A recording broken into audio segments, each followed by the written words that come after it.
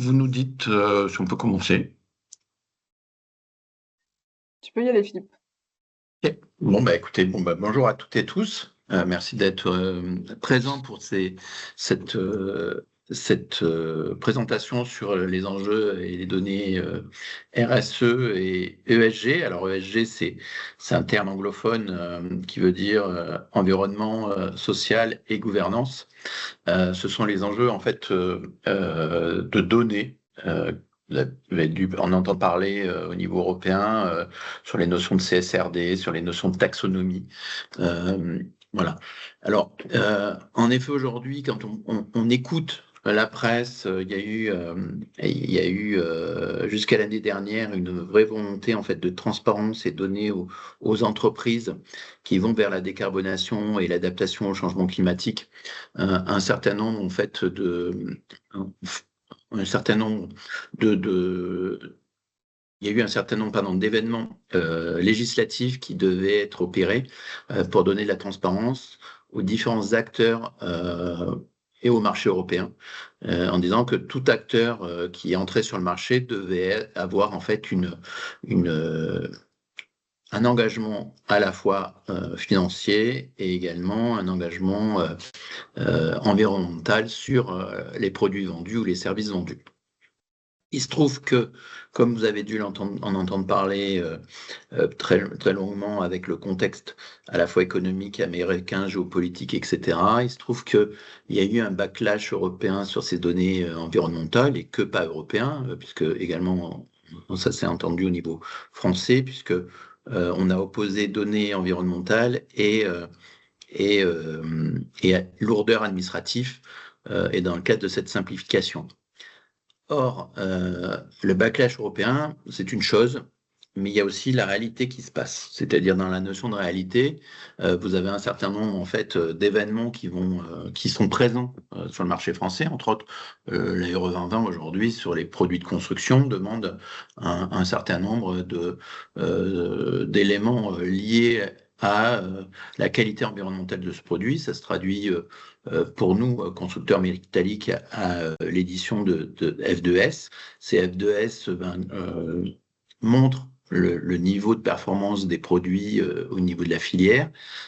Et comme vous le savez, les seuils EUR 2020 aujourd'hui sont de plus en plus exigeants, notamment par rapport à ce qui va se passer en 2028 et 2031, qui, de fait de cet impact environnemental au niveau bâtiment, va réellement bousculer les modèles constructifs français, notamment sur la partie résidentielle et tertiaire.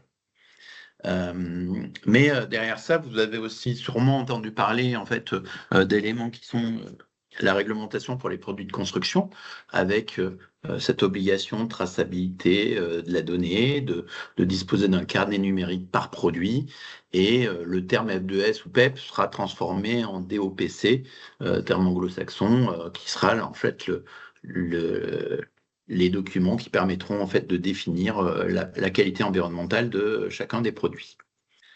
De la même manière, en 2026, vous allez avoir l'obligation, dans le cadre des appels d'offres publics, de publier un certain nombre de données environnementales et qui sera analysée d'une manière factuelle.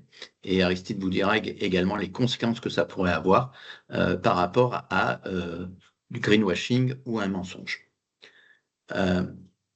Nous allons travailler aussi, sur les enjeux assurantiels et financiers, c'est-à-dire que vos assurances, en fonction du lieu où vous allez être situé, où vos entreprises vont être situées, vont, d'ici 2026, publier des cartes géographiques avec des zones à risque. Et certains assurances ont déjà annoncé que si vous avez des locaux, des ateliers qui sont proches de sites à risque, enfin qui sont intégrés dans ces sites à risque, pourront dénoncer leur contrat d'assurance. De la même manière, le monde de la finance est en train en fait aussi de se structurer par rapport à de la donnée environnementale et vous aurez la possibilité, en fonction de votre notation, de votre gestion d'entreprise, de bénéficier de taux bonifiés par rapport à des prêts, des obligations que vous pourriez souscrire avec des rétributions possibles au niveau de ces financements. Également, au niveau du marché français, la notion de données environnementales, c'est pas que de la donnée pour de la donnée et que sur un aspect législatif. C'est aussi ce qui va donner de la crédibilité à vos entreprises par rapport à des jeunes, à des recrutements, aux collaborateurs, en disant, voilà, nous, aujourd'hui, on travaille au niveau des enjeux de décarbonation et pour aussi l'aspect climatique. Et donc, ces éléments-là s'étayent, s'illustrent, et ce ne sera pas forcément que des éléments qui sont indiqués dans des livrages, des documentations ou des leaflets, enfin des flyers, qui vont faire que vos collaborateurs vous suivront. Donc, ça sera aussi un gage non pas de communication, mais réellement de culture d'entreprise qu'il va falloir intégrer dans vos entités. Tout ça pour dire que on peut y croire au backlash, comme on peut y croire ou pas y croire aux incidences sur le climat. Il y a une lame de fond aujourd'hui qui existe et les acteurs économiques s'organisent autour de tout ça. Et notre filière va devoir, à un moment donné, donner de la crédibilité sur ce qu'on annonce. Les entreprises devront montrer qu'ils savent mieux faire que leurs concurrents, à la fois aux parties prenantes qui seront leurs clients et leurs partenaires, mais à la fois par rapport à une différenciation concurrentielle. Donc voilà, c'est pour ça qu'il était important aujourd'hui de faire un point sur les enjeux du RSE, de responsabilité sociale et environnementale de l'entreprise. Et c'est pour cela que nous avons invité Aristide Belli. Aristide, si vous pouvez vous présenter. Bien sûr.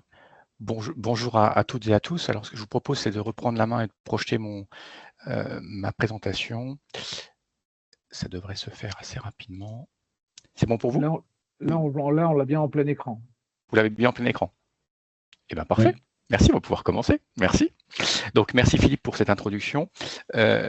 Philippe m'a proposé d'intervenir pour que je puisse vous donner quelques éclairages sur ce qui se passe, notamment au niveau des transpositions européennes et ce qui impacte l'activité des entreprises, pas que dans le domaine du bâtiment, mais dans toutes les activités des entreprises, qu'elles soient aujourd'hui concernées par la CSRD ou la C3D, je vais revenir dessus sur ces acronymes, mais aussi toutes les entreprises sous-traitantes qui vont être impactées, donc même les petites PME, par ces directives européennes qui vont être transposées en droit français. Alors, pour me présenter rapidement, pour que vous compreniez pourquoi je vous fais cette présentation, c'est que j'ai exercé pendant plus de 15 ans chez Total Energy, d'où le logo Total, et je me suis occupé de la direction RSE de Total France, la partie distribution, pour pouvoir, donc depuis 2017 à 2021, et pour labelliser Total Marketing France auprès d'un label qui s'appelle le label engagé RSE de l'AFNOR. Donc, c'était un sacré enjeu, et je vous donnerai pourquoi Total s'est engagé à se faire labelliser dans une démarche RSE, notamment pour les appels d'offres, tout simplement. La ICVF, c'est une association d'ingénieurs où Philippe est également présent, et c'est comme ça que nous sommes connus, dans le domaine du climatique, de la ventilation et du froid. Et les deux autres logos sont des logos des cours d'appel de Versailles, pour la partie, donc Versailles et bien entendu, ça va jusqu'à Chartres et dans l'Oise, pour la partie civile et tribunal de commerce, mais aussi la cour d'appel administrative, donc là c'est toute la région parisienne. Et dans ces deux cours, pourquoi? Parce que je suis expert judiciaire en bâtiment, en thermique, mais aussi en RSE développement durable. Le RSE développement durable a été mis dans la nomenclature des experts en 2024, donc c'est tout récent, et je vais vous expliquer pourquoi justement. Il y a des experts désignés en développement durable et en RSE. Alors, maintenant que j'ai fait cette petite présentation, j'ai voulu, avec Philippe, nous avons voulu vous faire un slide le plus concret possible, il y a un peu de texte bien entendu, mais vous expliquer le pourquoi le business est lié à la partie RSE développement durable. D, D, c'est développement durable. Les obligations européennes, alors je vous ai mis à côté, qui évoluent, donc la CSRD et la CS3D, on le verra juste après, avec une intégration de critères RSE significatifs dans les appels d'offres publics et privés. Ça, c'est une réelle évolution, ce qui fait que pour les grandes entreprises donneurs d'ordre, elles vont demander également à leurs partenaires, à leurs sous-traitants, même parfois à leurs fournisseurs de matériel ou d'équipement, d'aller dans une démarche RSE. Ça fait partie de la sphère d'influence que ces entreprises doivent avoir, et elles ont une obligation de publier des éléments à travers ces différentes directives, donc elles ne peuvent pas écrire n'importe quoi. Ensuite, on a une politique très forte de développement des achats responsables. Ça devient un critère de notation et de choix des entreprises pour pouvoir choisir, et un critère différenciant. Je reviendrai sur quelques exemples après. Et la différenciation des fournisseurs et partenaires par des labels. Les labels comme des labels qui sont des labels opposables. On va avoir le label Bicorp, le label Lucie ou le label engagé RSE porté par l'AFNOR, ou des évaluations qui n'ont pas le même niveau, mais qui sont quand même aujourd'hui très utilisées par les acheteurs, qui est l'évaluation de notation EcoVadis, qui est internationale.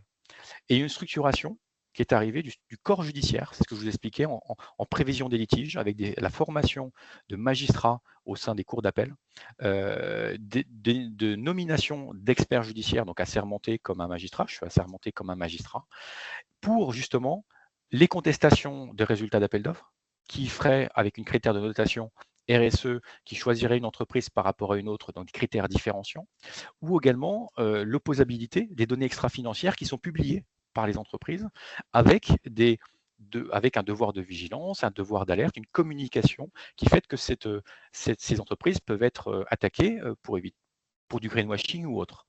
Donc pour ça, le magistrat n'est pas compétent techniquement, donc il fait appel à des techniciens qui sont des experts judiciaires et qui vont travailler pour leur compte. Donc, ils convoquent les avocats, convoquent les parties et vont pouvoir rendre une analyse de la véracité des données fournies par ces entreprises. Ce qui permettra après de contester au tribunal administratif ou au tribunal de commerce ou en civil les différentes demandes qui seront faites par les personnes qui se sentent lésées. Alors, quelques cas, c'est le petit logo que j'ai mis en dessous. Je donne un exemple. Sixt, dernièrement, a répondu à un appel d'offres de Total et il y avait en face Hertz, deux entreprises classiques, mais les deux ont une notation EcoVadis. Celle qui a été choisie, c'est pas celle qui était la moins chère, c'est Sixt. Celle qui a été choisie, c'est Hertz. Voilà, plus cher, mais avec une démarche environnementale plus pertinente, une notation qui permet aux acheteurs de rendre cette notation opposable et de faire un choix d'une entreprise. Donc ça, c'était sur 2025. Pourquoi ce choix-là? Parce que Total Energy, effectivement, est une entreprise qui est cotée au CAC 40 et qui a dans ses filiales une obligation de répondre à des engagements de la future CSRD, mais des engagements de publication de ces comptes extra-financiers avec un commissaire aux comptes qui va valider ces données.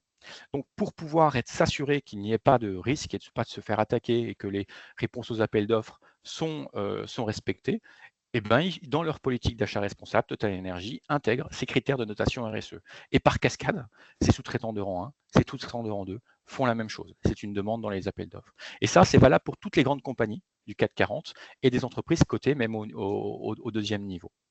Pour Total, pourquoi Total en 2018, quand je suis arrivé, a fait le choix d'aller dans une démarche de notation et d'analyse de la partie RSE France, sachant qu'il y a toute une démarche RSE monde, mais qui n'est pas du tout adaptée au marché français et au marché européen. Il y a eu un appel d'offres pour une aire d'autoroute, qui est les flagships pour Total Energy, avec Vinci, dans la région de Montélimar, donc une grosse aire d'autoroute, et qui est importante pour Total Energy. Et les différents acteurs qui pouvaient répondre à cet appel d'offres étaient tout simplement Esso, Leclerc, Carrefour et Total. Ok, jusque-là, il y avait Avia également, mais bon. Jusque-là, tout va bien, sauf que l'analyse qui a été faite sur les premières réponses, le premier niveau de l'appel d'offres, c'est que Exxon, qui est le Esso en France, est le premier producteur de pétrole, le premier acteur du monde pétrolier dans le monde, ne passait pas le premier tour. Pourquoi? Parce que sa démarche RSE en France et en Europe était complètement déconnectée des valeurs demandées par Vinci. Et on était en concurrence avec, à l'époque, avec Leclerc, qui avait des produits bio dans ses magasins, etc. Donc toute la démarche de Total a été de prouver point par point des éléments du cahier des charges que Total était un acteur viable, fiable dans sa démarche de RSE. Et ça, pour les commerciaux, répondre à chaque fois aux appels d'offres, c'est très compliqué. Donc il a été fait le choix de se faire labelliser par un organisme tiers indépendant, neutre, avec une démarche très claire qui permette de donner, dans le cadre des appels d'offres, tout de suite une réponse et de gagner du temps sur les réponses aux appels d'offres. Et la partie de la note RSE sur cette partie-là était de 40%. Vous voyez l'impact. Donc on peut être leader sur un marché et se faire, on va dire, prendre le marché par un pure player, par un nouveau venu, qui lui est dans une démarche très pertinente et qui n'a pas forcément les meilleurs produits, la meilleure offre et le meilleur service, mais qui a une meilleure démarche RSE. Et c'est juste ça, cette démarche qui était en 2018. Donc c'est quand même assez loin, presque maintenant. Voilà quelques exemples et je pourrais y répondre pour vous donner. Et ce slide, c'est vraiment pour faire l'introduction. Maintenant, je vais essayer de vous donner, vous aurez les slides sans problème, de vous donner quelques définitions parce que la RSE est aussi un domaine technique. Et vous allez le voir tout de suite quand on va donner les définitions développement durable et RSE. Il faut bien comprendre que le développement durable est lié à la RSE. Le développement durable, c'est juste un développement qui répond aux besoins du présent sans compromettre la capacité des générations futures à répondre aux leurs. Ça, c'est la définition qui avait été donnée, qui est assez ancienne. Et le sommet de la Terre, c'est ce qu'on reprend aujourd'hui dans toutes les démarches, c'est un développement économiquement efficace, socialement équitable et écologiquement soutenable. Donc ça veut dire que le développement durable, ce n'est pas juste l'environnement. C'est la partie économique également, parce que l'économique fait vivre les pays, fait vivre les personnes, permet le développement des personnes. Donc il faut bien comprendre que le développement durable et de ce fait la RSE n'est pas que l'impact carbone, n'est pas que l'économie circulaire, n'est pas que la RE 2020 sur justement l'impact carbone qu'on va avoir. Et ça, c'est une brique qui est très importante justement par rapport à vos activités et il faut s'en soucier et bien entendu l'intégrer dans vos réponses. Mais il y a plein d'autres choses également qui rentrent dans la partie notation de la RSE.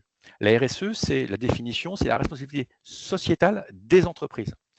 Et un concept dans lequel les entreprises intègrent les préoccupations sociales, environnementales et économiques dans leurs activités et dans leur interaction avec les parties prenantes sur une base volontaire. C'est-à-dire que la RSE, tout ce qui est réglementaire, n'est pas une démarche de RSE. C'est tout ce qui va au-delà de la réglementation. C'est la partie volontaire des entreprises. Donc, c'est plus simplement la contribution des entreprises aux enjeux des développements durables. Ouais. Stage, j'ai pas trouvé.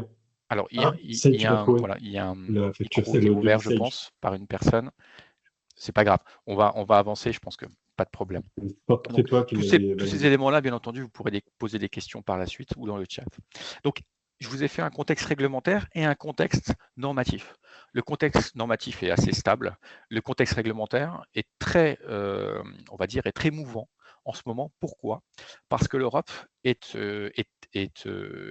pris une démarche de décarbonation très forte, mais avec un impact économique très fort, international, mondial, ce qui fait qu'il y a beaucoup de lobbies, bien entendu, mais il y a beaucoup de réflexions pour pas, dans le développement durable, comme on a la partie économique, ne pas se couper d'activités économiques dans nos démarches.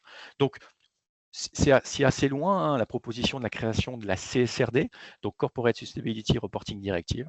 C'est tout simplement la CSRD, c'est les entreprises d'une certaine taille, je vous allez voir les différents critères, qui doivent donner des KPI, donc des mesures, des points de mesure de leur activité. Donc, ce sont des données extra-financières, mais validées au même titre que les comptes de l'entreprise. Et donc, ça, c'est très, très structurant pour les grosses structures. Et si elles se trompent, comme pour un commissaire aux comptes, il y a des pénalités, il y a des amendes en face. Et donc, on a comme ça toute une évolution. Je ne vais pas vous le détailler, vous les aurez, c'est de l'écrit, mais vous avez des nouvelles normes d'analyse de ces comptes extra-financiers qui sont validés par les commissaires aux comptes, EY ou autres, Deloitte et autres que vous connaissez, et qui sont en train d'évoluer avec une loi qui s'appelle la loi Omnibus. Vous avez également en dessous, qui est une autre directive, c'est la Corporate Sustainability Due Diligence Directive, la CS3D, qui, elle, c'est le devoir de transparence, le devoir de vigilance des entreprises qui doivent justement préparer tous les risques, et ce que disait Philippe sur l'intégration des dangers que les entreprises peuvent avoir dans leur activité, il faut qu'elles les intègrent dans l'activité qu'elles proposent. Est-ce que c'est conduit au réchauffement climatique, mais aussi pour leurs employés, par exemple, si elles travaillent, si elles ont une activité économique dans un endroit qui risque d'être soumis aux aléas climatiques. Donc, ces contextes réglementaires, comme je vous l'ai dit, c'est assez dur de vous le situer parce qu'il y a tellement de nouveautés, ça change quasiment tous les mois. On a normalement une analyse qui doit être donnée et une clarification à la fin de cette année. Donc ça, c'est important. On voit les évolutions, c'est-à-dire qu'aujourd'hui, ce ne sont plus les petites entreprises qui sont concernées, mais les beaucoup plus grosses. Donc on a, on va dire, un paquet d'entreprises concernées plus faibles. Mais ce que j'expliquais tout à l'heure, ces entreprises-là, comme elles doivent certifier leur compte extra-financier, il y a une obligation pour elles, dans le cadre de leur contrat de prestation de services ou de sous-traitance, d'intégrer ces critères à leur politique d'achat responsable. De ce fait, tous leurs sous-traitants vont être impactés par cette réglementation. Et ça, il faut l'intégrer. Elles l'intégreront dès lors que c'est obligatoire et réglementaire. Au niveau du normatif, là c'est différent. La RSE et le développement durable, il y a une norme développement durable qui est l'ISO 26000. Vous voyez, par rapport, j'essaie de faire une présentation le plus concret possible et le plus simple possible. On n'a pas de 1 à la fin, on n'a pas 26001 comme le 9001. L'ISO 26000, on ne peut pas la certifier, c'est-à-dire qu'on ne peut pas avoir un organisme qui dit vous êtes conforme à l'ISO 26000. Voilà, c'est un peu de qualité normatif, mais donc l'ISO 26000, une norme donc, qui est d'application volontaire, permet simplement de définir les contours, les principes fondamentaux du développement durable. Et on a, comme ça, il y a 7 principes clés: la redevabilité, la transparence, le comportement éthique, le respect des intérêts des parties prenantes, le respect des principes d'égalité, le respect des normes internationales de comportement, le respect des droits de l'homme. Et en fait, tout ce que vous faites aujourd'hui dans des démarches RSE d'entreprise, point par point, on parle la partie environnementale, la partie carbone, etc. Ça rentre dans ces cases à un endroit donné. Et on va le voir comment ces cases ont été réalisées, ont été construites au fil du temps pour permettre une lecture très facile des entreprises et des différents acteurs, notamment des acheteurs, mais aussi des pouvoirs publics, pour vérifier que tout est conforme aux exigences. Et ensuite, après les principes fondamentaux, nous avons des lignes directrices. Et là, on en a 7, qui sont les 7 questions centrales de l'ISO 26000, avec la gouvernance de l'organisation, les droits de l'homme, la relation des conditions de travail, l'environnement, la loyauté des pratiques, les questions relatives aux consommateurs, les communautés et le développement local. C'est-à-dire qu'une entreprise qui crée de l'emploi localement, eh bien, a un impact. Et ça, c'est une démarche de développement durable. Une entreprise qui va avoir des alternants, c'est des points également importants parce qu'elle permet à des jeunes d'aller dans le monde de l'emploi et de gagner leur vie. Tout ça, Aristide, oui. Je vais t'arrêter un petit peu. Il y a une question de Jérémy, éventuellement. Oui, juste une petite question. Les 7 thématiques que vous abordez dans l'ISO 26000, est-ce que c'est ce que l'on appelle vulgairement les 7 piliers? C'est les 7 piliers, les 7 questions centrales, c'est les 7 piliers effectivement de l'ISO 26000. Complètement. Ça y est, j'ai raccroché. Merci. Et on voit que le centre, c'est la gouvernance. C'est-à-dire que c'est vous, en tant que chef d'entreprise, c'est vous qui devez avoir la vision et donner la vision à l'ensemble des collaborateurs, jusqu'aux collaborateurs, même intérimaires, qui pourraient être dans votre société. Alors, là, je vous ai mis plein de couleurs. C'est compliqué, vous aurez le slide. Pourquoi? Parce que vous voyez dans la partie en haut à droite, les Global Goals, objectifs de développement durable.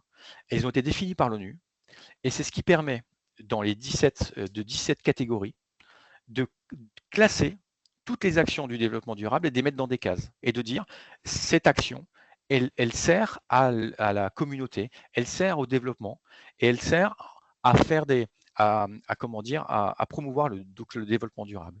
Donc vous avez ces 17 points et c'est ce qui est repris à chaque fois dans tous les labels et dans toutes les notations, et ce qui permet également aux pays comme aux entreprises de pouvoir classer par importance en fonction des attentes de leurs clients, de leurs collaborateurs ou des instances, les instances autoritaires, donc l'administration, les points les plus importants d'action. Donc on va avoir les visions en termes de responsabilité sociétale et de gouvernance, c'est le point, ce qu'on parlait de la gouvernance tout à l'heure, des questions centrales, ça c'est chef d'entreprise, ça concerne tous les ODD, tous les objectifs de développement durable. Le point 2, c'est l'intégration des responsabilités sociétales et de la communication, c'est-à-dire que la communication interne et externe concerne l'ensemble des objectifs de développement durable, c'est la transparence. On va avoir ensuite les RH, les relations et conditions de travail. Vous voyez, il y a la lutte contre la pauvreté, il y a la bonne santé et le bien-être. Dès lors que vous faites des actions avec la médecine du travail ou des actions pour la protection de vos collaborateurs, le bien-être au travail par exemple, pour les problèmes de dos ou autres, vous les rangez dans ces cases-là. L'éducation, la qualité, ça va être là, par exemple, la formation des jeunes en alternance. L'égalité entre les sexes, pour éviter d'avoir des entreprises trop masculines ou trop féminines, d'avoir une mixité au niveau des sexes. Le travail décent, la croissance économique, les inégalités réduites. Tout ça, vous voyez, ça c'est les RH et les relations et les conditions de travail. Donc ça, c'est des indicateurs que les RH peuvent avoir et les classer dans ces différentes catégories. Ensuite, on a les modes de production et de consommation durable des consommateurs. On a beaucoup plus de choses. On a la zéro faim, c'est peut-être un peu moins de votre activité. La bonne santé et bien-être, ça on va l'avoir. L'éducation et la qualité, l'eau propre et l'assainissement. Vous voyez, donc on a comme ça beaucoup d'actions qui peuvent être réalisées. L'ancrage territorial, c'est pour l'ensemble des objectifs de développement durable. Les résultats environnementaux, eau, énergie. Donc là, bien entendu, vous êtes très impacté.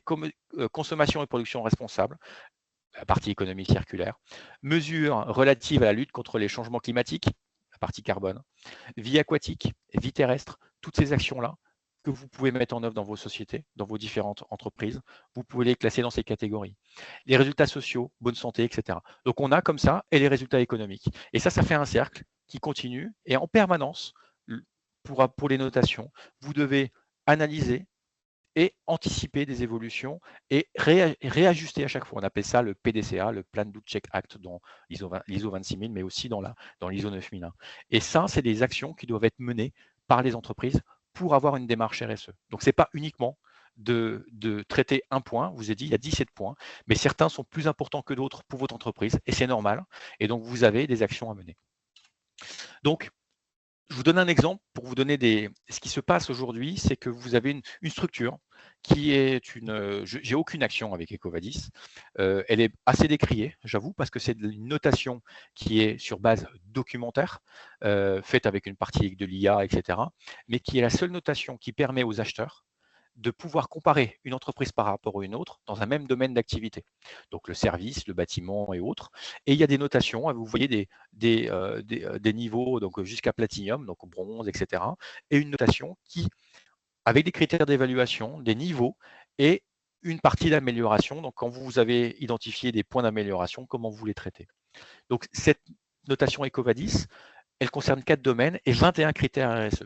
Donc, si vous faites des actions dans ces critères-là, votre notation, elle est meilleure. Si vous avez des pans complets qui sont oubliés, typiquement, si vous n'avez pas de rapport sociétal et environnemental que vous publiez, par exemple, sur votre site Internet, vous n'avez pas toute la gouvernance, toute l'explication, la transparence auprès de différentes parties prenantes qui pourraient vous challenger sur des points. Et l'autre élément, on a social, droit de l'homme, etc. Donc, aujourd'hui, toutes les entreprises font des actions. Ça, c'est normal, sur le papier, sur les voitures, sur la partie production. Mais elles sont dans des cases et elles ne sont pas forcément catégorisées. Et ça, c'est la grosse difficulté des entreprises. Et quand vous répondez à un appel d'offres, comment faire pour pouvoir les mettre en avant sans être taxé de greenwashing et en ayant, bien entendu, des points qui sont, enfin des actions qui sont valorisables et qui sont entendues par votre client. Et ça, c'est le rôle des notations ou des labels. C'est-à-dire que vous avez un tiers qui va analyser et qui va vous noter par rapport à un autre, par rapport à un de vos concurrents. Et aujourd'hui, EcoVadis est le seul qui est cette… donc c'est international, bien entendu, après avec une forte implantation en France quand même, bien sûr, mais qui retrouve toutes les grosses entreprises et qui permet aux acheteurs des grosses entreprises de faire un choix très rapidement, comme je vous ai dit, au niveau de Hertz ou de Six tout à l'heure, sur un appel d'offres basique de choix de location de voiture. Un autre exemple, Philippe vous a donné, vous a parlé des assureurs sur l'assurance de votre société, mais là, mon épouse est assureur Allianz et courtier également, et chez Allianz, il y a une tarification différente si l'entreprise a une labellisation ou une certification RSE. Donc, l'ensemble des acteurs de votre chaîne, vos fournisseurs, ont également une action parce que dans leur politique d'achat responsable, ils doivent différencier un acteur qui fait une démarche, qui s'inscrit dans une démarche. Et comme ils ne peuvent pas noter, ils n'ont pas le temps sur une réponse d'une petite assurance, tout simplement, l'action la plus simple pour eux, c'est de dire, vous avez une démarche de labellisation, vous avez une notation RSE par un tiers qui est reconnu, on vous fait une remise à votre comment dire, police d'assurance. C'est choses toutes simples et ça, vous allez le voir apparaître chez tous les acteurs du monde économique. Et avant de vous laisser les questions, j'essaie d'aller vite pour qu'on ait quand même un petit peu de questions. Ce que je peux vous dire, moi, c'est que l'évolution de la démarche environnementale, du développement durable, elle peut passer par les personnes, avec des dogmes, etc., avec imposés. Mais ça mettra du temps. C'est-à-dire que pour que ça puisse vraiment fonctionner, si on lie l'économique à la partie développement durable et que les entreprises, par le fait, les clients des entreprises, les fournisseurs des entreprises, les collaborateurs des entreprises s'engagent dans une démarche, tout le monde, toute l'activité économique va changer, mais tout en restant profitable. Et ça, c'est l'importance. C'est-à-dire que ça ne devient plus une contrainte, mais ça devient un intérêt business parce que toutes les entreprises vont vouloir se démarquer et aller dans une démarche RSE pour pouvoir gagner des marchés et être plus profitable encore. Donc ça reste dans la partie économique. Donc gardez ça peut-être à l'esprit, c'est-à-dire que ne prenez pas la RSE, le développement durable, comme une contrainte, mais plutôt comme un intérêt, un enjeu, tout en prenant en compte tout ce qui se passe au niveau européen et ce qui est bien entendu en train d'arriver au niveau français.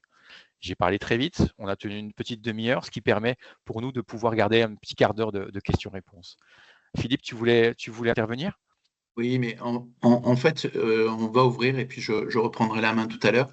Par rapport à ce que vous avez entendu d'Aristide, est-ce que vous avez des questions? Il y a des éléments que vous souhaitez qu'on approfondisse?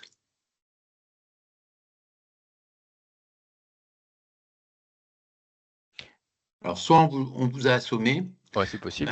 avec l'ensemble des données, où j'en entends certains dans leur tête qui se disent waouh, mais c'est pas pour nous ces éléments-là.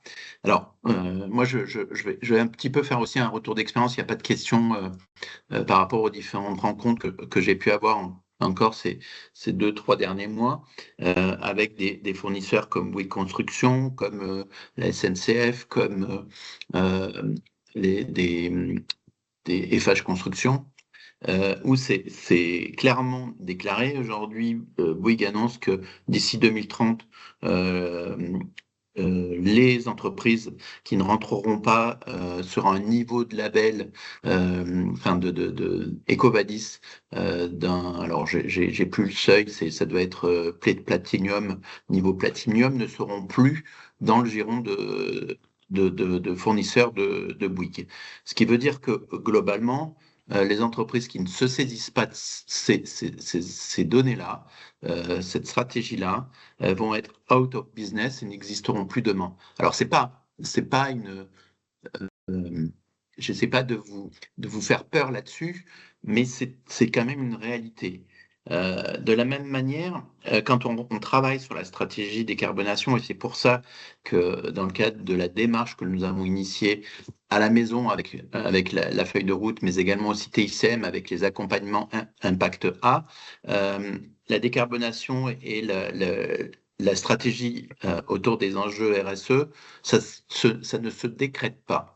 C'est quelque chose qui se réfléchit pas à pas, qui permet d'avancer et qui permet en fait de structurer la donnée. Parce que de la même manière, demain, comment on va faire notre filière pour dire que les éléments que l'on met en avant, la décarbonation de l'acier, les approches d'économie d'énergie au niveau des sites de production, des ateliers et la décarbonation des démarches de nos entreprises, comment allons-nous faire si nous n'avons pas travaillé la structuration, la crédibilité de la donnée et les enjeux avec des piliers?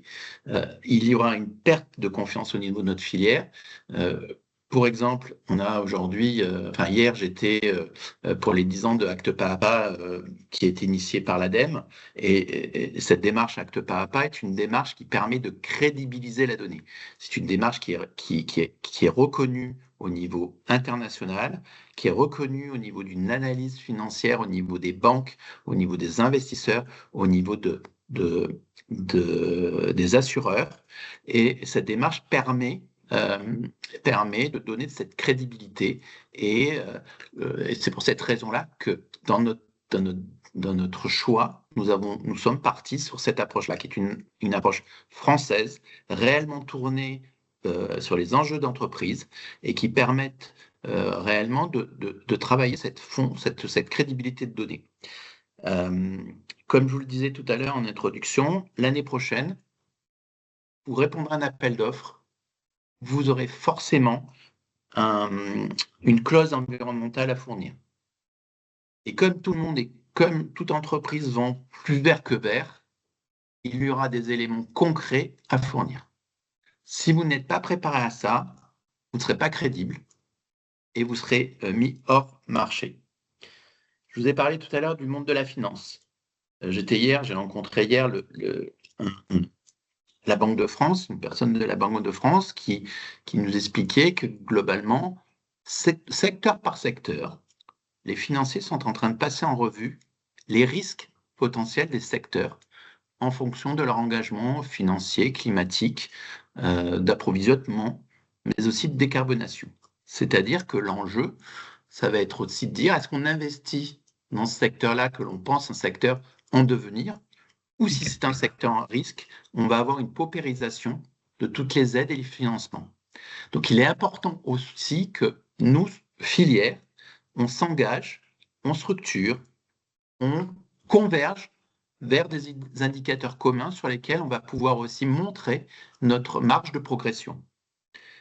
Et enfin, la notion d'attractivité de l'entreprise. Cette notion d'attractivité, vous en souffrez tous. C'est-à-dire que l'enjeu, c'est qu'on puisse trouver des collaborateurs, des collaboratrices qui, demain, restent dans nos entreprises et viennent rejoindre les équipes parce qu'il va y avoir des éléments importants et des projets d'entreprise qui vont être portés. Et ça, c'est des éléments, clairement, qui seront des arguments décisifs pour nos jeunes dans la décision de venir travailler dans vos entreprises. Donc, c'est pareil, cette notion de se dire crédibilité de la donnée, crédibilité de nos actions. Voilà, il y a un certain nombre d'entre vous, et je pense aux 8 entreprises qui ont été accompagnées l'année dernière sur Dodecadre Impact A. Ces 8 entreprises me disaient qu'on investit un certain nombre d'éléments, mais quand on répond à des appels d'offres, on n'est pas encore crédibilisé. Oui, aujourd'hui, tout est en train d'évoluer au niveau de la chaîne de décision au niveau des acheteurs publics. Donc, voilà, il y a réellement un enjeu important. Alors, je vais juste repartager mon écran pour rappeler un petit peu ce qu'il en est. Alors, je ne sais pas si entre-temps, vous avez des questions. Il y a peut-être un point, Philippe, que je ne peux pas Oui. tout mettre, parler de l'ISO 26000, mais il y a un point central, c'est la cartographie des parties prenantes, c'est des termes techniques, c'est-à-dire identifier dans l'entreprise qui sont les interlocuteurs qui sont importants pour vous. Donc vos clients, bien entendu, pour l'économie, c'est vos clients. Et dans ces parties prenantes, quels sont les points importants pour eux? Et donc, comme disait Philippe, il y a la partie environnementale. D'où l'importance d'aller dans une démarche de décarbonation qui devient un enjeu vital pour votre entreprise. Et il y en a certainement d'autres. Et ça, c'est l'analyse qui doit être faite avec le questionnement de vos parties prenantes pour pouvoir identifier au sein de vos collaborateurs, mais aussi au sein des autorités, quels sont les enjeux sur lesquels vous devez travailler. Ça permet, Philippe, de passer à la suite sur la proposition du TCM. Oui. Je partage mon écran. J'ai une bidouille à faire à chaque fois, donc c'est un peu gênant.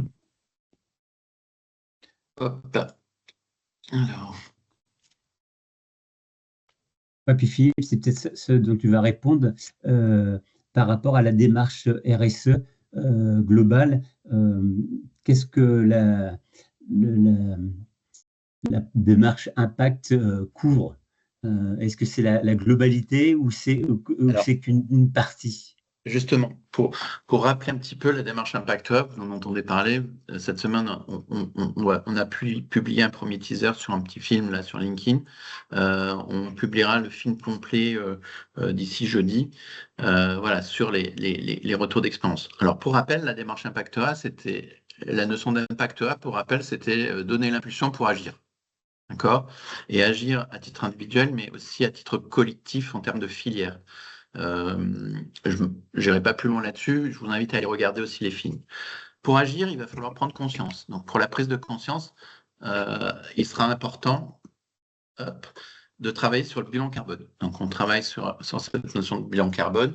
Le fait de travailler, on peut prendre des consultants et on fait faire le bilan carbone, mais l'année d'après ou dans 2-3 ans, il va falloir reprendre des consultants pour faire. Mais la volonté du CTICM et de la maison, ça a été réellement d'apporter aux entreprises les moyens de se saisir du bilan carbone. Donc c'est de vous former sur le bilan carbone et comprendre les enjeux d'une photo à un instant T, puisque c'est vous, chef d'entreprise, dirigeant au sein de la gouvernance des entreprises, qui allez définir le périmètre du bilan carbone. Un bilan carbone, c'est un constat, c'est un diagnostic, c'est pas une note.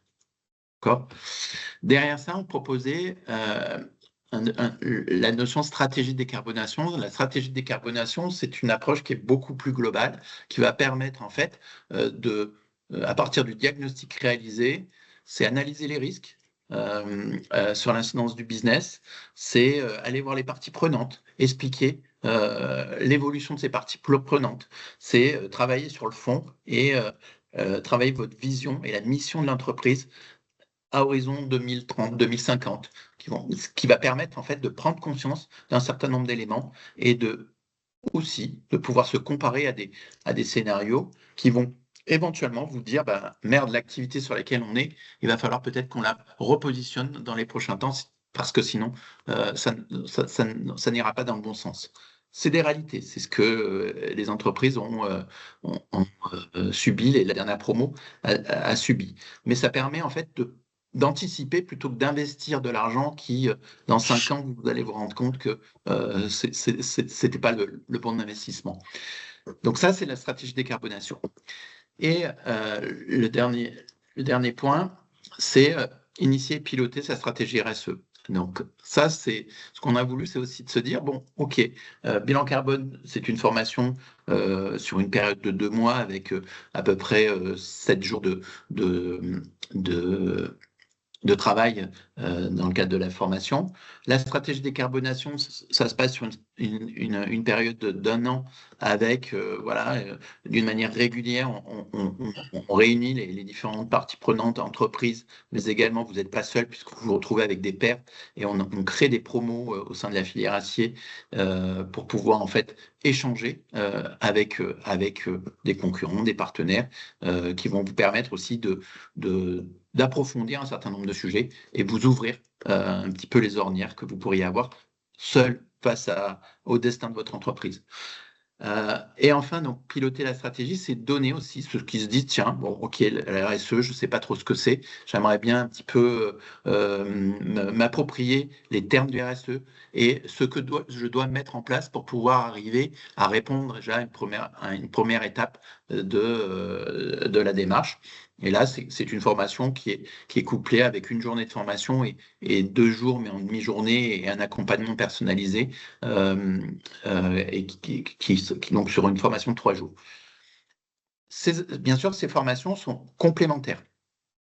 Seule la formation stratégie de décarbonation impose d'avoir fait au préalable le bilan carbone, mais vous pouvez à la fois pour les 8 entreprises, alors je ne sais pas s'il y a des personnes présentes sur les 8 entreprises qui avaient fait la première promo Impact A, pourront intégrer le pilotage de la stratégie RSE. Ou à l'inverse, ceux qui veulent commencer par une première approche RSE seront à même de le faire et puis de se dire, tiens, maintenant j'approfondis et j'attaque la démarche stratégie de décarbonation et le bilan carbone. Donc, voilà, il y a une adéquation, une complémentarité dans cette approche. Ce qui est important aussi de savoir, c'est qu'on n'est pas parti au CTICM pour structurer l'offre, on n'est pas parti sur des produits catalogues qu'on va retrouver chez n'importe quel consultant. On est allé chercher des spécialistes dans le domaine pour pouvoir illustrer et adapter nos besoins à la réalité de notre filière. Donc, c'est important aussi qu'on puisse, et ce qui est demandé, et notamment Aristide Belli, qui est présent aujourd'hui, fait partie en fait de cette formation et formateur au sein de initier et piloter la stratégie RSE. Ce sont des gens qui ont les mains dans le cambouis, qui savent de quoi ils parlent, et ce ne sont pas des consultants qui viennent vous vendre des heures. D'accord ? Derrière aussi ce projet, il y a un projet collectif filière, c'est-à-dire qu'on va petit à petit monter des matrices, faciliter la prise en main de ces sujets pour les plus petites structures.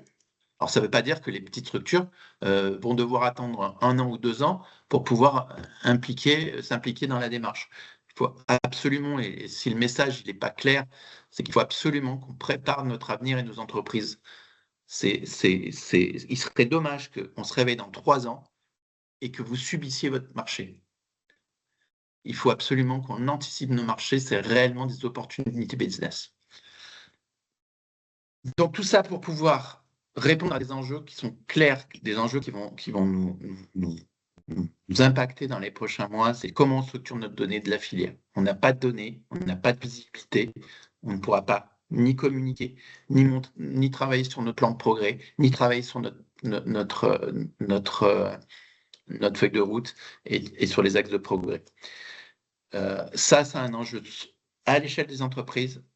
Je le rappelle, quand on a voulu travailler sur les F2S, on a les entreprises que l'on sollicite pour sortir des F2S collectives. Ça demande du temps long, ça demande de la réflexion.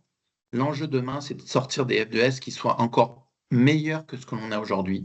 Si la donnée n'est pas structurée au sein des entreprises, si on travaille toujours par des ratios, on n'arrivera pas à atteindre un niveau carbone suffisant. Et ça peut impacter du coup l'ensemble de notre activité. C'est également trouver des indicateurs communs sur lesquels on va pouvoir structurer notre démarche et notre feuille de route et donner de la crédibilité à la donnée. Et ça, c'est important, c'est vraiment l'enjeu. C'est-à-dire que le greenwashing, c'est bon, je rencontre un certain nombre d'entreprises qui me disent « Ouais, mais Philippe, tu vois, moi, j'y suis dans la stratégie carbone. T'inquiète, j'ai changé les LED et j'ai mis 3 panneaux, trois panneaux photovoltaïques et 2 bornes électriques autour de mon parking. » Ça, typiquement, ce que je réponds à l'entreprise, c'est du greenwashing. Tu fais ça vis-à-vis d'un acheteur, tu passes réellement pour le gars qui est au b.a.-ba du greenwashing. Donc, il faut arrêter de communiquer là-dessus. Il faut réellement qu'on aille plus en avant sur la structuration des actions que l'on mène au niveau de la filière. C'est aussi assurer la croissance, comme l'a dit Aristide, c'est la contrainte donnée, etc. Ça peut paraître compliqué, mais quand on est dedans, quand on l'associe à notre business au quotidien, ça va être réellement des opportunités, des leviers qui vont faire que l'ensemble des services vont s'ouvrir et vont trouver encore plus de sens à travailler sur ces sujets-là. Donc, c'est assurer la pérennité de constructeurs métalliques, c'est se positionner demain sur les marchés de la construction et de l'aménagement. Et il y a vraiment des vrais enjeux et on a des forces, nous, et des atouts au niveau de la filière. Et enfin, un rendez-vous sur lequel je vous invite à être présent, c'est le webinaire que l'on organise durant la semaine du développement durable. Alors, on montre aussi que la filière fait des choses, la filière construction métallique. Et donc, l'idée, c'est que Aristide Belli sera également présent lors de ce webinaire avec 2 acteurs. Aujourd'hui, il y a un acteur qui a confirmé, c'est FH Construction. Le deuxième acteur, ça sera la SNCF. J'attends sa confirmation sur justement quels enjeux pour la filière construction métallique autour d'initier et piloter sa stratégie RSE. Voilà. De mon côté, j'en ai fini. Il reste quelques minutes, éventuellement, si les différentes interventions ont permis d'avoir des questions. On est à votre écoute.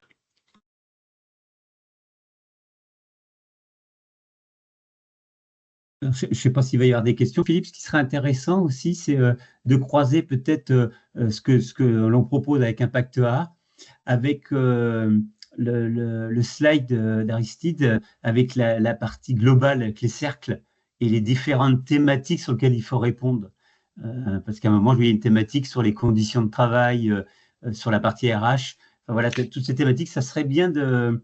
Je trouve que c'est une cartographie un peu ce slide et voir dans quelle mesure on peut accompagner les entreprises et sur ces différentes thématiques. Alors, Aristide, tu peux répondre si tu veux, mais globalement, en fait, Impactoire répond, les différents modules d'Impactoire répondent à l'ensemble, en fait, de ce qu'a présenté Aristide au niveau du RSE. L'objectif de la formation... Aujourd'hui, on est équipé. C'est-à-dire que dans 5 ans, je ne souhaiterais pas avoir une entreprise qui dit on ne le savait pas. C'est votre faute. Aujourd'hui, on a les capacités, on a les personnes, on a les consultants qui sont présents pour nous aider et nous accompagner. Et à des coûts intéressants, puisque ces coûts sont financés en partie par l'ADEME pour un certain nombre d'interventions, notamment sur l'intervention Impactoire. Mais on a fait en sorte que les présentations et les formations, notamment le module RSE, soient financés à travers la formation continue, à travers les OPCO. Donc, il y a possibilité de trouver les moyens d'autofinancer cela. Je vais aller même plus loin. Hier, il y a une intervention de Vive.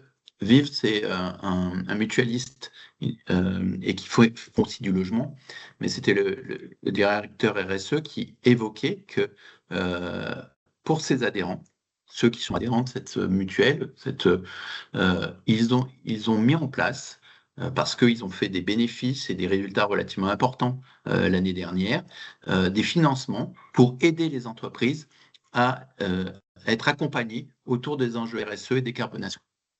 C'est-à-dire qu'en fonction ce que disait Aristide tout à l'heure sur la mutuelle AXA, etc., sur les assurances AXA, vous allez avoir un certain nombre d'aides et de financements qui seront possibles à partir du moment où vous enclenchez une démarche RSE et décarbonation.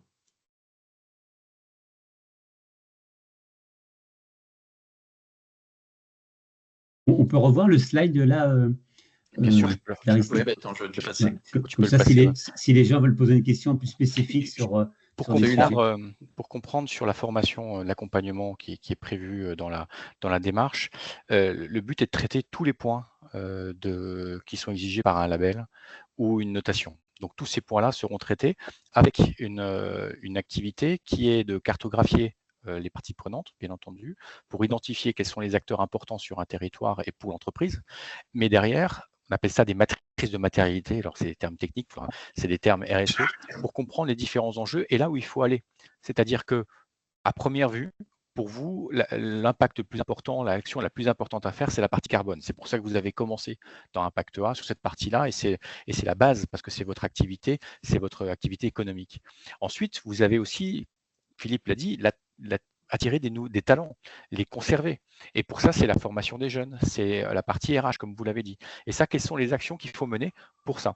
Et ça, c'est toute une démarche qui est construite en formation, en co-travail avec différents acteurs, différentes entreprises de votre corps, pour pouvoir avoir on va dire, un premier canevas d'outils pour progresser dans la démarche RSE et répondre aux différents appels d'offres de vos fournisseurs. Je reprends l'exemple hier avec la personne de la Banque de France qui est en charge justement de créer en fait des indicateurs et analyser plus finement les indicateurs, parce que font les financiers et les banques, même si la Banque de France n'est pas directement ne nous concerne pas directement en tant que prêteur, la Banque de France donne des signaux faibles ou forts sur la bonne santé de certaines filières. Quand on a échangé, il était très intéressé pour avoir en fait les bons indicateurs de nos entreprises, parce que le risque de partir sur des labels un peu globaux comme EcoVadis, au-delà de la notation pour faire plaisir à EcoVadis, puisqu'en fait tout ça, vous l'avez bien compris, est en train d'être structuré, et la véracité des données, elle va être la clé. Et malheureusement, ça c'est un avis personnel, la CSRD avait amené un certain nombre de transparence et de travail. La CSRD, pour votre information, la base de la CSRD était le socle de la matrice que l'on a pris, nous, dans la démarche acte pas à pas de l'ADEME. C'est réellement cette solution-là qui va... Bon, c'est des tendances, hein, mais globalement, les financiers sont en train de s'apercevoir que cette grille d'analyse, elle est très crédible. Par contre, elle reste à être affinée par rapport aux différentes filières. Donc, les banques, et là, notamment la Banque de France, serait sensible à travailler avec nous pour affiner et trouver les bons indicateurs qui vont permettre en fait de montrer que notre filière investit et se transforme. En 2 mots, une entreprise demain qui développe son business va bien entendu produire plus et donc va produire plus de carbone, va avoir un impact.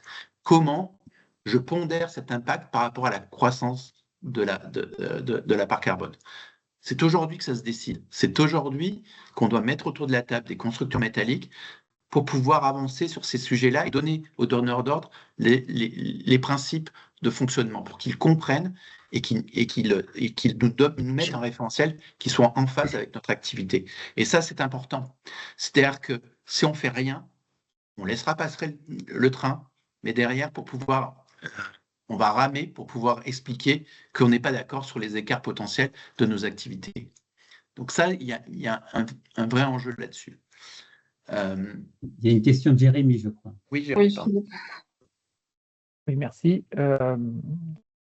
Au-delà d'être convaincu sur le bien fondé d'une telle démarche, et en tant que chef d'entreprise, ce qui ressort la plupart du temps des échanges que j'ai avec mes confrères, c'est que ça prend du temps de construire tout ça. Alors, il y a du temps de formation, il y a du temps de construction du système RSE, collecte des informations, communication. Les consultants dont vous parliez tout à l'heure qui viennent aider à la formation et à la sensibilisation en interne, c'est une chose, mais vous parlez, je voulais aussi mettre en avant qu'il y a des ressources extérieures que l'on peut contracter et qui peuvent venir nous aider les entreprises à construire leur système, parce que ce qui prend le plus de temps, la plupart du temps, c'est pas de le faire vivre, c'est de le construire. Et de ne pas hésiter à faire appel à des managers de transition qui pourraient venir renforcer vos équipes ponctuellement le temps de construire ce système et pour vous permettre d'accéder plus vite à un système bâti avec des ressources qui ne sont pas des ressources engagées sur le très long terme dans l'entreprise et qui viennent juste dépanner sur cette construction. En termes d'acteurs, vous pensez à qui? Au CCI, Non, à des managers de transition dont c'est la spécialité, tout ce qui est RSE, QSE et autres systèmes qualité et autres éléments comme ça. Je pense à des managers de transition du réseau manager en mission, par exemple, qui sont pour certains spécialisés en RSE et qui permettent d'aller plus vite, puisqu'ils sont déjà experts dans le domaine, d'aider les entreprises à construire plus vite leur système, collecter plus vite, parce qu'ils savent où aller chercher des informations, auprès de quel acteur se renseigner pour avoir les informations. Ça va des fois plus vite que de former un collaborateur qui va ensuite chercher où est-ce qu'il faut aller collecter, comment agglomérer les informations, comment... Voilà. C'est en combinaison, en fait, avec la formation. C'est bien ce qu'on a prévu, puisque Aristide Belli, qui a travaillé, qui est en fait ex-directeur RSE France, on a associé Aristide une formatrice AFNOR et qui a l'habitude aussi de travailler sur ces enjeux-là, où on a commencé à esquisser un certain nombre de matrices qui vont permettre en fait de faire gagner du temps. On part pas de zéro, hein. On a la volonté réellement de capitaliser sur ce que l'on a en interne et ce qu'on a recensé au niveau CTICM et derrière, c'est aussi proposer vous proposer ces différentes matrices lors de ces formations-là. Et ce qui peut venir aussi en combinaison avec le fait de prendre une ressource supplémentaire qui vient ponctuellement intégrer vos équipes en appui et de la formation et de l'entreprise en elle-même pour construire quelque chose avec des gens qui auront été formés par le CTICM pour ensuite faire vivre et entretenir le système et le mettre à jour régulièrement. Mais dans les phases préparatoires de construction du système RSE dans les entreprises, ça peut être bien d'aller plus vite en prenant quelqu'un dont c'est la spécialité. Bien sûr. Okay. Mais j'en prends note. Et après, dans le cadre d'une démarche RSE, vous verrez que s'il y a un intérêt business, la direction commerciale de votre société va être intéressée. Donc ça sera un point important pour pouvoir continuer à faire vivre votre système. Et l'autre point, c'est que vous allez découvrir des collaborateurs qui ont envie de s'investir, même en plus de leur travail habituel, pour cette démarche-là. Et vous aurez des correspondants dans différents services qui vont vous aider à faire ce genre de choses. Je l'ai vécu assez bizarrement chez Total Energy, et avec très peu de ressources, une fois qu'on a le canevas de construit, on peut très bien maintenir ce système. Mais effectivement, comme vous l'avez dit, il vous faut au démarrage un accompagnement pour pouvoir lancer et partir surtout sur des bonnes bases. Parce que il faut avoir une anticipation des futures réglementations et ce qu'on va vous demander dans les appels d'offres. Parce que si vous êtes hors des cases là, techniquement, vous ne saurez pas comment le valoriser dans une démarche. Ça peut être très bien, hein, je dis pas, mais vous ne saurez pas le ranger dans des cases et le valoriser vis-à-vis de vos clients. Et de la même manière, pour témoigner aussi de ce que j'ai vu l'année dernière, c'est que vous avez certaines entreprises, les plus grosses potentiellement, qui doivent répondre à EcoVadis. Alors, je sais pas, on aurait pu faire un sondage qui a déjà été, a dû déjà répondre à. Alors, je sais pas, Jérémy, si vous avez été dans ce cas-là, où en effet, il existe des logiciels qui vous permettent en fait de compléter d'une manière automatique vos engagements. Mais c'est du bachotage et c'est ce que j'appelle du greenwashing. Il faut pas oublier que cette notation, elle est faite la première année. Alors très bien, vous pouvez répondre à toutes les questions. Vous aurez peut-être une bonne note. L'année d'après, si vous répondez pas et vous n'avez pas progressé dans les enjeux que vous avez annoncés, votre note est dégradée. Donc, il faut pas remplir pour remplir. Il faut réellement, ça a du sens et c'est franchement, enfin, c'est lié à la stratégie de vos entreprises. Je le répète, nos entreprises vont évoluer, sont en train d'évoluer avec les impacts climatiques. Vous ne pourrez pas envoyer vos gars un été à plus de 50 degrés. Votre protection de vos lieux, si demain vous avez toute une production qui est arrêtée parce que vous êtes inondé, ça va avoir une incidence. En fait, tout ça, c'est des scénarios qui l'on travaille et qui sont importants d'aborder. Alors oui, à un moment donné, il faut prendre le temps aussi pour les chefs d'entreprise. Il y a la tête dans le guidon, il y a l'activité, oui, mais à un moment donné, il faut prendre le temps pour pouvoir prendre du recul nécessaire. Et ce temps que vous allez prendre, ça va permettre aussi derrière d'en gagner par rapport à vos investissements et vos directions sur lesquelles vous allez évoluer dans l'avenir. Ça aussi, c'est important, c'est aussi un message. On ne peut pas pédaler, et à un moment de se dire, merde, j'ai plus de fromage, je fais comment? Pour vous donner, là, vous parliez d'un niveau d'engagement de TP, de temps. Pour vous donner un ordre de prix d'EcoVadis pour une société de moins de 25 personnes, parce que la cotation est en ligne, hein, donc les prix sont publics, c'est moins de 500 € pour une entreprise au niveau annuel. Voilà, ça vous donne une idée des coûts d'analyse pour avoir mais si vous ne répondez pas à différents critères, comme je vous ai expliqué, vous allez avoir une note dégradée. Et c'est vraiment dommage de passer cette évaluation sans essayer d'être au mieux de valorisation de ses actions. Voilà.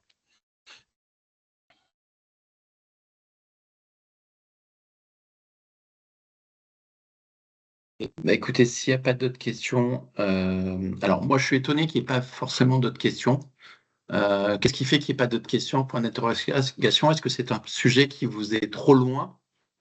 Est-ce que c'est un sujet qui ne vous inquiète pas en disant bon, on va passer les vagues qu'on a passées jusqu'à présent? Est-ce que, voilà, je vous titille un petit peu, mais pour comprendre un petit peu, ou alors, pourquoi pas, je vais peut-être lancer une petite enquête auquel vous pourrez répondre.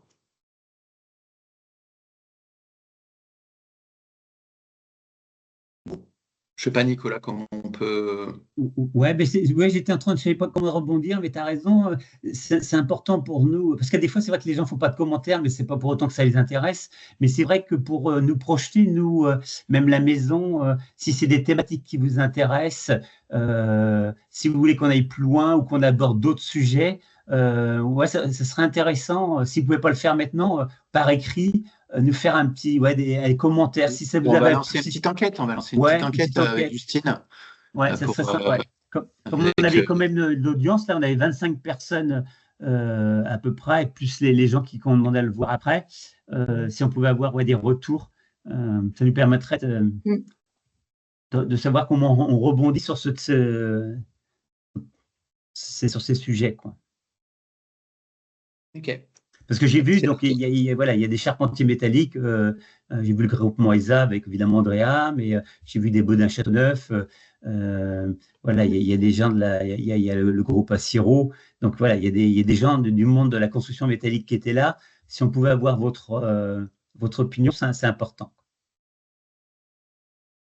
Là, on commence à avoir des petites réponses. Déjà, c'est bien en direct là. Bah, il y a une question qui est intéressante. Alors, je sais pas si tu peux. J'avoue que malgré une présentation très intéressante, j'ai du mal à voir en pratique applicable dans les petites PME de moins de 20 salariés. J'ai bien entendu l'idée d'implication future car sous-traitante, mais cela semble difficilement applicable. En fait, l'application de la RSE, c'est ce que vous faites déjà parce que vous avez une philosophie d'entreprise, vous êtes chez l'entreprise, donc vous guidez une société. Simplement, quand vous faites une action, là, on essaie de vous mettre des cases. On fonctionne un peu comme ça, notre cerveau, c'est de les mettre dans ces cases-là. Et si vous arrivez à remplir ces cases, à un moment, vous pouvez vous différencier avec un petit outil simple que le CTCM va mettre en place pour pouvoir se faire, entre guillemets, noter par l'externe, par une tierce partie. Et c'est cette démarche-là. Donc, elle peut être immédiate ou se faire sur plusieurs années pour éviter justement que ce soit chronophage. Mais en ayant pris conscience dès aujourd'hui que l'évolution va faire que si vous répondez à des marchés, à un moment, votre démarche RSE sera un critère différenciant. Donc, plus vous le prenez tôt et plus vous voyez où sont vos points faibles dans ces catégories que je vous ai mises, et bien plus tôt, vous pourrez les travailler d'une manière plus ou moins importante, mais vous aurez une réponse à donner à vos clients demain. Même pour une petite PME. Il n'y a pas de.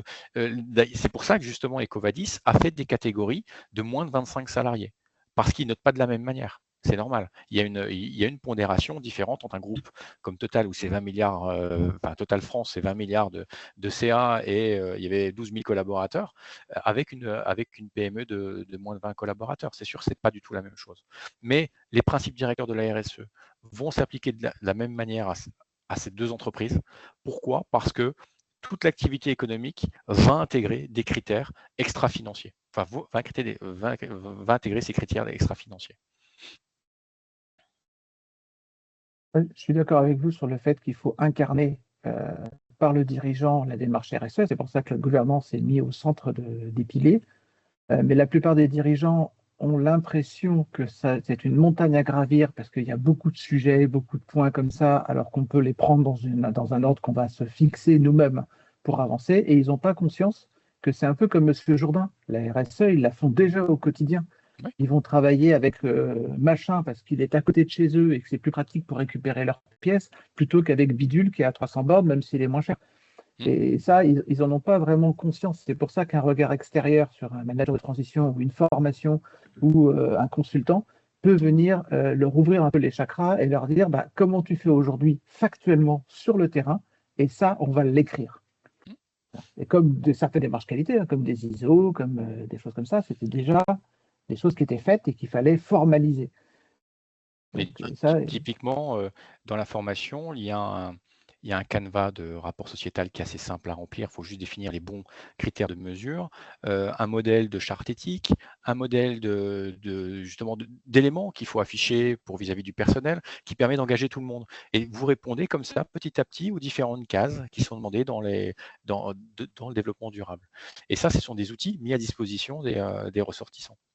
Jérémy, et c'est ce que vous dites, c'est qu'en fait, on va avoir cette approche qui va être exactement ce que vous avez décrit. C'est-à-dire que on va prendre les dirigeants ou les financiers qui vont suivre cette formation en leur disant, voilà, qu'est-ce que vous faites dans vos entreprises et comment vous structurez les éléments. Donc, il y aura à la fois un temps collectif, parce que l'idée du temps collectif, c'est aussi pouvoir s'apercevoir qu'on est face à des mêmes problématiques et que du coup s'entraider entre constructeurs métalliques et métalliers. C'est aussi de se dire, on ne réinvente pas quelque chose qui existe dans les entreprises. Donc, justement, c'est pour ça que la formation, elle est dédiée, elle est personnalisée, cousu main pour notre filière. C'est pas une formation qu'on a achetée sur catalogue. On est d'accord, je suis convaincu de tout ça, mais il ne faut pas perdre de vue quand même que dans le marché actuel, les chefs d'entreprise consacrent beaucoup de leur temps et beaucoup de leur énergie à prendre des marchés, à négocier des marchés, à régler des problématiques au quotidien et qu'ils ne perçoivent pas nécessairement aujourd'hui leur capacité à prendre du temps pour gérer ce genre de choses. J'entends. D'où l'idée de le déléguer soit à des gens de leur équipe qui vont faire ça, voilà, soit de le déléguer à une personne extérieure qui vient ponctuellement renforcer les équipes pour ça. Mais derrière, est-ce que le dirigeant va nous dire ça coûte trop cher, j'en veux pas? C'est pas une question de prix, je pense que c'est une question de temps.